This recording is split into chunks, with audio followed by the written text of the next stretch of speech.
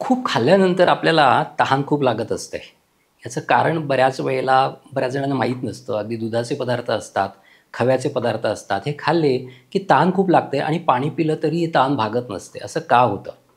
तर त्याच्यासाठी आपण जेव्हा इतर वेळेस आपल्याला तहान लागत असते, जेव्हा आपण खाल्लेलं नसतं आणि आपल्याला तहान लागते, तेव्हा एकच गोष्ट असते की आपल्या शरीरामध्ये डिहायड्रेशन झालेलं असतं आणि पाणी कमी झालेलं असतं. परंतु जेव्हा आपण जेवतो, जास्त खाल्लेलं असतं, जड पदार्थ खाल्लेले असतात, तेव्हा आपण तहान लागल्यावर जे पाणी पितो, ते मोकळं पोट नसल्यामुळे ते व्यवस्थित ॲब्सॉर्ब होऊ शकत नाही. हे पाणी आपल्या जेवणाच्या जे आपण जेवण आधी घेतलं त्याच्यामध्ये मिक्स होतं.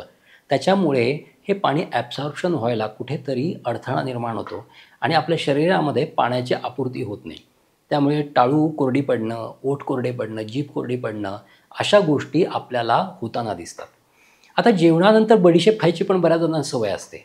मग अशा वेळेस होतं काय, की बडीशेप खाल्ली की तुम्ही बघा तोंड जास्त कोरडं पडायला लागतं आणि आपण त्यामुळे जास्त पाणी पितो.